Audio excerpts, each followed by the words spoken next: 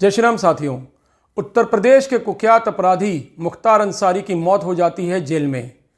प्रशासन कहता है हार्ट अटैक से मौत हुई और उनके समर्थक और वो राजनीतिक दल जो मुख्तार अंसारी जैसे अपराधियों को संरक्षण देते हैं वो कहते हैं कि इनकी हत्या की गई और हत्या किसी और ने नहीं, राज्य सरकार के माध्यम से की गई। इशारा सीधा सीधा योगी जी के ऊपर था। योगी जी ये कह रहे हैं कि इसकी पूरी जांच की जाएगी, पोस्टमार्टम भी जो कराया गया उसकी पूरी वीडियोग्राफी की गई, पूरा पैनल बैठा है इसके ऊपर में। और प्रशासन का ये दावा है कि मुख्तार अंसारी की जो मौत हुई है वो हार्ट अटैक से हुई। मुख्तार अंसारी की जो अंतिम यात्रा थी, जो उनका जनाजा जब निकला तो वहाँ पे लाखों की संख्या में लोग थे, उनके फॉलोअर्स बहुत ज़्यादा थे। 5 बार के विधायक थे। उनके जो भाई हैं अफजाल अंसारी, वो बहुजन समाज पार्टी से अभी वर्तमान में सांसद भी हैं। पॉलिटिकल बैकग्राउंड वाली फैमिली थी, जिनके दादाजी कांग्रेस के बहुत बड़े लीडर थे, फ्रीडम फाइटर भी थे, जिनके नाना जी इंडियन आर्मी में थे, भारत के लिए वो लड़ते रहे और उनको महावीर चक्र भी मिला। ऐसे परिवार से ताल्लुकात रखने वाले मुख्तार अंसारी जब अपराध की ओर चले जाते हैं तो उसके बाद में जो अंजाम होता है वो उनके परिवार के साथ आम जनता को भी भुगतना पड़ता है। यही मुख्तार अंसारी अगर सही तरह से अगर चले होते, अपने दादा या नाना जी के जैसे उन लोगों ने अपना जीवन बिताया देश की रक्षा के लिए, अगर वैसे काम किए होते तो शायद ये दुर्दिन देखने को नहीं मिलता। खैर, अब चर्चा ये है कि मुख्तार अंसारी की जो मौत है वो हत्या है। सुनियोजित साजिश के तहत उनको स्लो पॉइजन देके मार दिया गया और आरोप लग रहा है भारतीय जनता पार्टी की नेतृत्व वाली सरकार पे, यानी कि योगी जी की सरकार पे। अब दोस्तों, अगर ये जो इस कॉन्स्पिरेसी थ्योरी पे अगर हम लोग रिलाई करें, जो सोशल मीडिया पे मुख्तार अंसारी के जो फॉलोअर्स हैं या जो उनको चाहने वाले हैं वो लोग बोल रहे हैं, उनके परिवार के सदस्य बोल रहे हैं, या अखिलेश यादव कह रहे हैं, या कांग्रेस के नेता कह रहे हैं, तमाम लोगों की बातों को पे अगर हम लोग गौर करें तो मैं एक बात और कहना चाहूँगा। 2015 में मुख्तार अंसारी को मारने का प्रयास किया गया।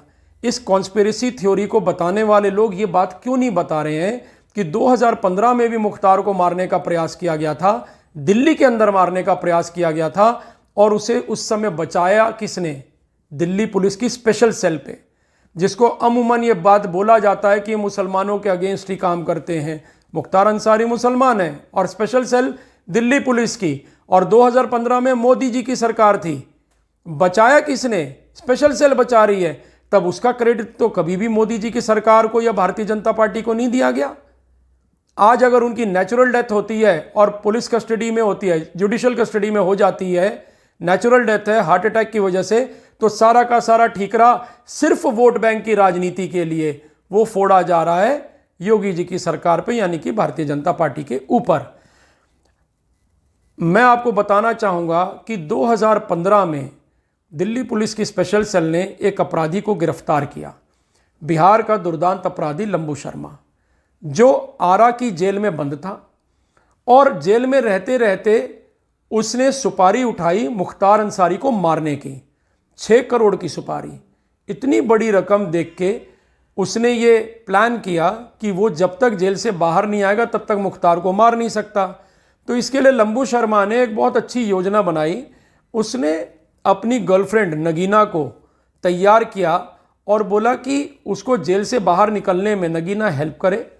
और इस पूरे मामले में जो लंबू शर्मा है, जो एक्सप्लोजिव्स का एक्सपर्ट है, बॉम्ब बनाने में बहुत माहिर है, उस आदमी ने नगीना को बोला कि एक टिफ़िन बॉम्ब रखा जाएगा, जब मैं जेल में पेशी पे आऊँगा, कोर्ट में पेशी पे आऊँगा तो एक टिफ़िन बॉम्ब लेके आएगी, कोर्ट में छोटा सा ब्लास्ट होगा और उसमें जो भगदड़ मचेगी उस बीच में वो भाग जाएगा।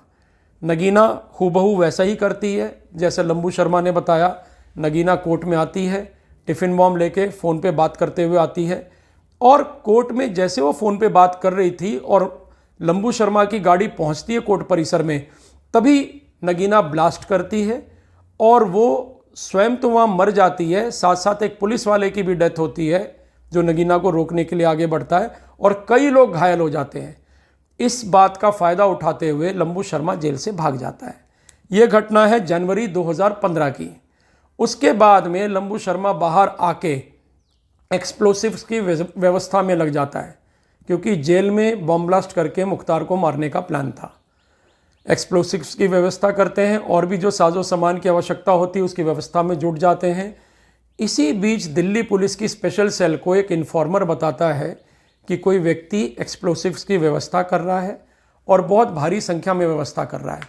दिल्ली पुलिस की स्पेशल सेल, जो भारत की सबसे एलीट पुलिस फोर्स है, जिसके चंगुल से कोई भी अपराधी, कोई भी आतंकवादी बच नहीं सकता, उनकी नज़र हर चप्पे चप्पे पे रहती है और इसी की वजह से हम भारतवासी सुरक्षित भी हैं। बहुत सारे दुर्दांत आतंकवादियों को इन्होंने एनकाउंटर भी किया है, उनको अरेस्ट भी किया है।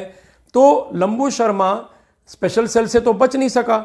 स्पेशल सेल लंबू शर्मा को ट्रैक करने लगी, उनके पीछे लोग लगा दिए गए। लंबू शर्मा जैसे कोर्ट परिसर में पहुंचता है, मुख्तार अंसारी भी आने वाला होता है। लंबू शर्मा को दिल्ली पुलिस पहले ही अरेस्ट कर लेती है और उसके बाद पुलिस फिर जो अपना मीडिया रिपोर्ट्स जारी करते हैं और सारी चीज़ें आती हैं तो उसमें ये पता चलता है कि लंबू शर्मा मुख्तार अंसारी को मारने आया था और दिल्ली पुलिस ने उसको एन मौके से गिरफ्तार कर लिया। अगर नहीं किया गया होता तो वो मुख्तार अंसारी को मार चुका होता। तो ये थी कहानी लंबू शर्मा की, जो मुख्तार को मारने के लिए उसने 6 करोड़ की सुपारी ली यूपी के कुछ गैंगस्टर्स के तरफ से। अब देखिए दोस्तों, जब इनकी नेचुरल डेथ होती है मुख्तार अंसारी की कोर्ट में, जेल में, तो मुख्तार के समर्थक, उनके परिजन और तमाम जो पॉलिटिकल पार्टीज़ हैं, समाजवादी पार्टी और कांग्रेस के नेता, ये बोलते हैं कि मुख्तार को जेल में मार दिया गया और भारतीय जनता पार्टी तो ये नफरत की राजनीति कर रही है, ये गलत है। लेकिन यही अखिलेश यादव, यही कांग्रेस के नेता पवन खेड़ा और तमाम लोग जो मुख्तार की मौत पे आज सवाल उठा रहे हैं, वो लोग 2015 में उन लोगों ने भारतीय जनता पार्टी को क्रेडिट क्यों नहीं दिया जब दिल्ली पुलिस की स्पेशल सेल ने अरेस्ट किया? भाई स्पेशल सेल को अगर देखा जाए तो दिल्ली पुलिस भी तो केंद्र के अधीन काम कर रही है और केंद्र में मोदी जी की सरकार है, भाजपा की सरकार है। तब तो बोल सकते थे, लेकिन तब तो बोला नहीं। अब ये बोलते हैं कि उनकी मौत हो गई, तो ये बहुत गलत हुआ। खैर, ये तो आरोप प्रत्यारोप चलता रहेगा। राजनीति के वजह से ये सारी चीज़ें हो रही हैं, जिसकी वजह से भारत का ही नुकसान हो रहा है।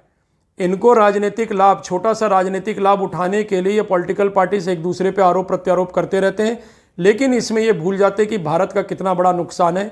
वोट बैंक की पॉलिटिक्स के लिए ऐसी घृणित राजनीति ना की जाए, ये ज़रूरी है। और जो अपराधी है वो अपराधी है, चाहे वो हिंदू हो, चाहे मुसलमान हो, चाहे किसी भी कौम का हो। अपराधी को अपराधी के तौर पे ट्रीट किया जाए, देखा जाए कि उस व्यक्ति की कितना लंबा अपराध की उसने घटनाओं को अंजाम दिया है। मुख्तार के लिए तो 65 से भी ज़्यादा अपराधों के बारे में बताया जाए तो रिपोर्टेड थे, और जिनकी रिपोर्टिंग नहीं हुई ऐसे तो जाने और कितनी होंगी। तो एक अपराधी अपने अंत उसने प्राप्त किया, जेल में उसकी मौत हुई, नेचुरल डेथ था। और कहा यह जाता है कि मुख्तार अंसारी पिछले कुछ महीनों से बहुत परेशान था, बहुत डरा हुआ रहता था, सहमा हुआ रहता था, जिसकी वजह से उसकी तबीयत भी बिगड़ने लगी और होते होते वो व्यक्ति मर गया। दोस्तों, लंबू शर्मा की गिरफ्तारी से ये साबित होता है कि दिल्ली पुलिस स्पेशल सेल किसी भी अपराधी को बख्शती नहीं है। और लंबू शर्मा की गिरफ्तारी से और मुख्तार की नेचुरल डेथ से ये बात भी साबित होता है कि भारत के अंदर बहुत ही घृणित राजनीति कुछ लोग करते हैं सिर्फ वोट बैंक के लिए। हम जो भारतवासी हैं, हमें ऐसे वोट बैंक की पॉलिटिक्स वाली राजनीति में उलझना ही नहीं चाहिए, चाहे वो कोई भी करे। हमें देखना चाहिए क्या सही है और क्या गलत है। दोस्तों, आज की ये स्टोरी अगर आपको पसंद आई है तो आप हमारी स्टोरी को लाइक करें, हमारे चैनल भारत मांगे जवाब को ज़रूर सब्सक्राइब करें। जय हिंद, जय भारत, जय श्री राम।